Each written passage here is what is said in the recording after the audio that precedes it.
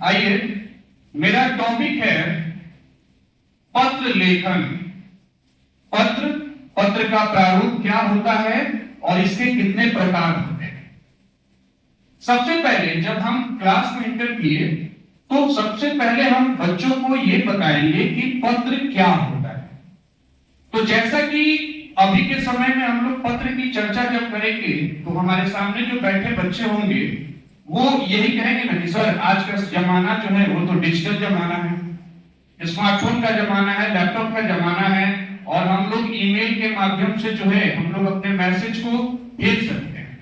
लेकिन फिर उनको ये बताएंगे कि मान लो बाबू कि तुम उस स्टेज में हो जहां पे तुम्हारे पास ये डिजिटल माध्यम नहीं है और तुम अपने विचारों को, अपने अभिव्यक्ति को, अपने संदेश को किसी दूसरे के पास जब तुम पहुंचाना चाहते हो तो उस समय सिर्फ और सिर्फ एक पत्र ही ऐसा माध्यम होता है जिस माध्यम से हम अपने बातों को रख पाते हैं। यही होता है ना सर।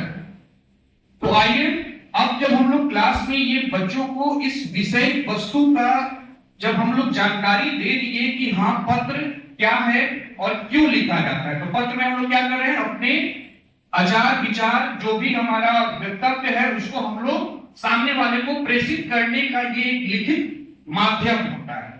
अब बच्चों से कहेंगे कि बच्चा बताओ, मान लो तुम्हारा जन्मदिन है और तुम जन्मदिन में अपने नाना नानी या दादा दादी को आमंत्रित करना चाहते हो, ठीक है, और वो एक पत्र का प्रकार अलग हो गया और इसके लिए कल तुम विद्यालय नहीं जाओगे और वहां पे तुम्हें छुट्टी चाहिए, उसके लिए एक पत्र अलग होगा। हम उसे समझाएंगे इस माध्यम से कि अगर आप अपने मित्र, दोस्त, हित, यार, बंधु, रिश्तेदार को अगर आप पत्र लिख रहे हैं, उस पत्र को हम लोग अनौपचारिक पत्र कहते हैं जिसे इंग्लिश में इनफॉर्मल लेटर है। लेकिन वही पत्र जब तुम विद्यालय में, कॉलेज में किसी एडिटर के पास लिख रहे हो तो वो पत्र हमारा औपचारिक यानी कि फॉर्मल पत्र कहलाता है। तो ये एक जो हम लोग प्रीफेस तैयार करना था, ये प्रीफेस हम लोग अपने वर्ग कक्ष में तैयार कर लिए। अब आते हैं, ये फ्री वाली हो गई। ड्यूरिंग एक्टिविटी क्या होगी कि जब हम लोग बोर्ड पे लिखने चले पत्र के बारे में तो उस समय हम लोग पत्र का जो फॉर्मेट होता है, जो प्रारूप होता है, जिसमें शुरू जो है सेंडर्स एड्रेस वगैरह जो भी है वहां से जब हम लोग शुरू करते हैं तो जो प्रेषक का पता है ऊपर में लिख रहे हैं।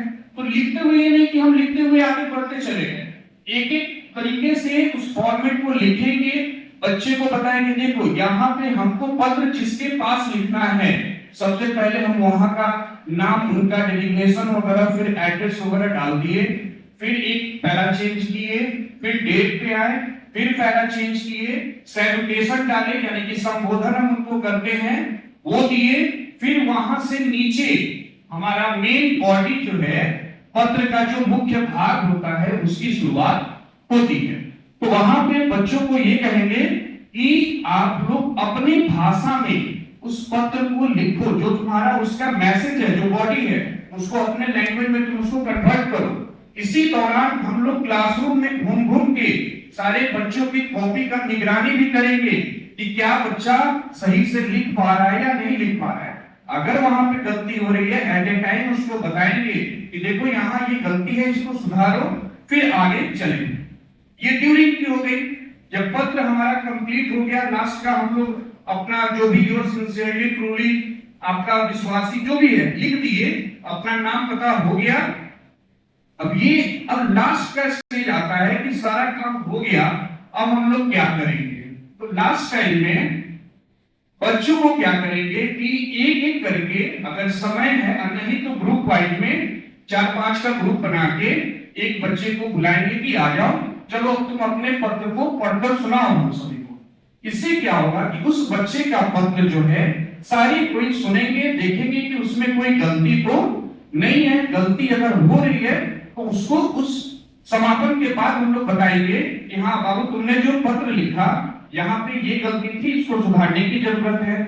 फिर दूसरा मैडम क्या कर सकते हैं कि उस पत्र को, उस ग्रुप के पत्र को दूसरे ग्रुप में दे दीजिए, दूसरे ग्रुप के पत्र को उसके ग्रुप को दे दीजिए।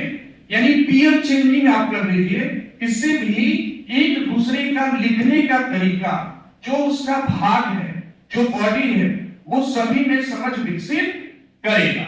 उसके बाद उसी पे आधारित जो है आप टेम्पलेट होता है या फिल इन द ब्लैंक्स जिसको कहते हैं, जिसमें उस प्रारूप का कुछ नमूना ऊपर में लिखा हुआ रहता है और बाकी नमूना को फुलफिल करना रहता है। तो आप होमवर्क में लीजिए कि हाँ अगले दिन आप सभी जो है इस प्रारूप को कंप्लीट करके लाएंगे। और इस तरीके से मेरे समझ में इन्हीं माध्यम से जो है मैं बच्चों के अंदर पत्र लिखन की जो कौशल है उसका विकास कर सकता। धन्यवाद। Thank you. तो कैसा रहा ये प्रेजेंटेशन? इस वजह से हम लोग कर सकते हैं।